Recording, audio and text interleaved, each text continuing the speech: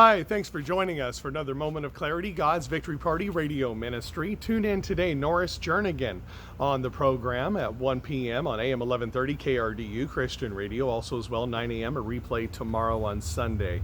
Norris Jernigan is a World War II veteran, part of our church family at Gateway Church in Visalia. God bless Gateway Church. So Norris came on the program. I met him originally at our church as well. He sings in the choir. He's in his 90s, phenomenal fella.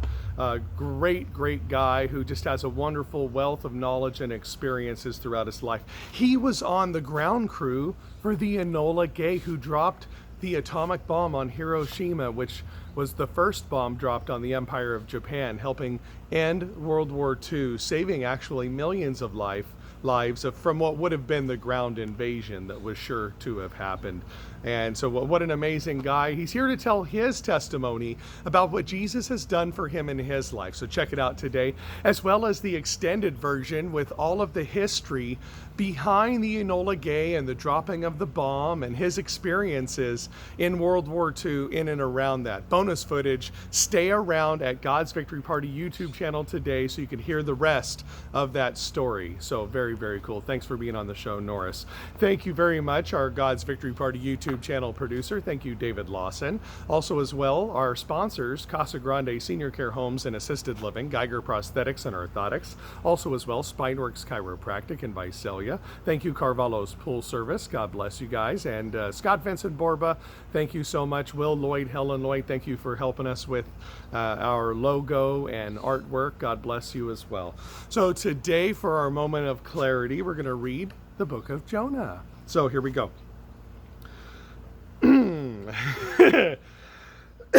Excuse me, I know that's not professional. Jonah flees from the Lord. The word of the Lord came to Jonah, son of Amittai. Go to the great city of Nineveh and preach against it, because its wickedness has come up before me. But Jonah ran away from the Lord and headed to Tarshish. He went down to Joppa, where he found a ship bound for that port after paying a fare. He went aboard and sailed to Tarshish to flee from the Lord. Then the Lord sent a great wind on the sea, and such a violent storm arose that the ship threatened to break up.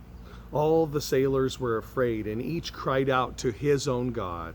And they threw the cargo into the sea and lightened the ship. But Jonah had gone below the deck, where he lay down and fell into a deep sleep, kind of like Jesus did in the boat, right? A lot of parallels. Interesting. Jesus even talks about him having to go be basically dead in the grave for 3 days and then rise again, just like Jonah was in the belly of the fish. We'll get to that part in just a second. How exciting. Jonah had gone below the deck, where he lay down and fell into a deep sleep. The captain went to him and said, "How can you sleep? Get up and call on your God. Maybe he will take notice of us, and we will not perish." Then the sailors said to each other, "Come, let us cast lots, find out who is responsible for this calamity." They cast lots, and the lot fell on Jonah.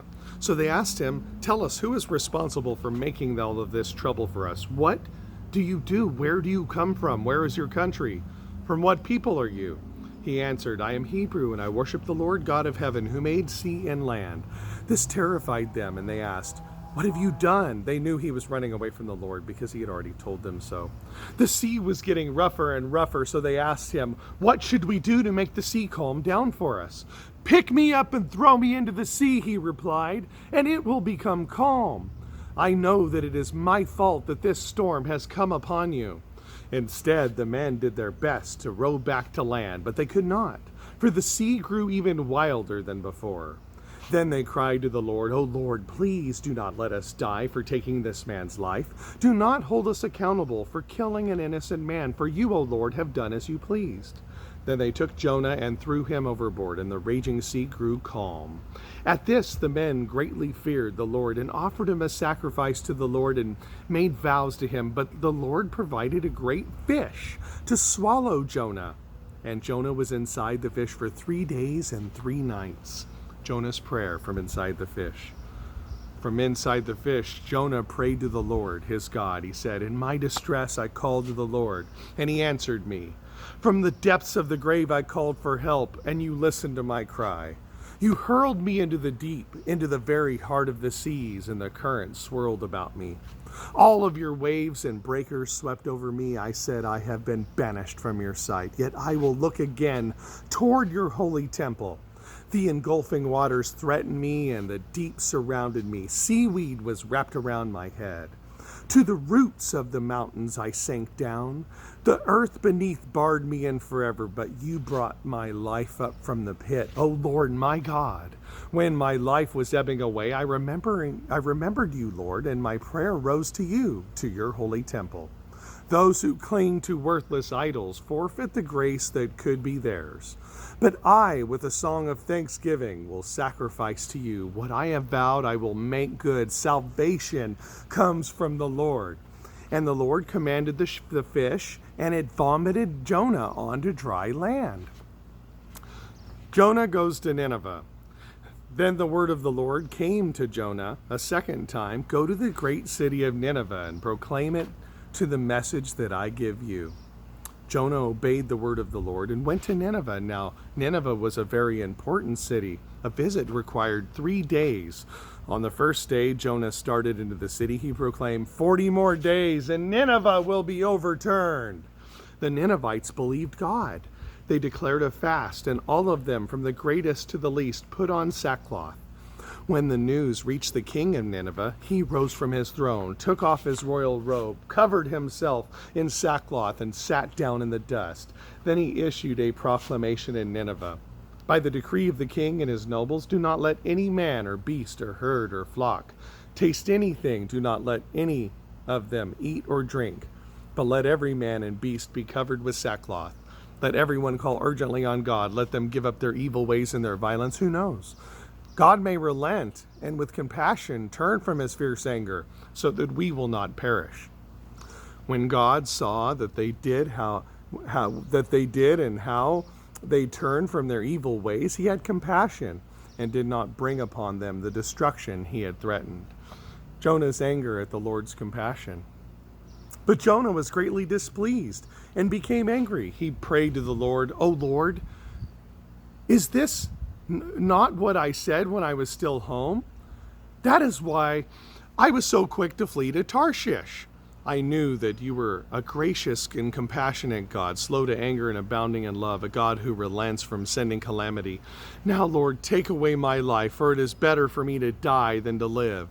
But the Lord replied, have you any right to be angry? Jonah went out and sat at a place east of the city.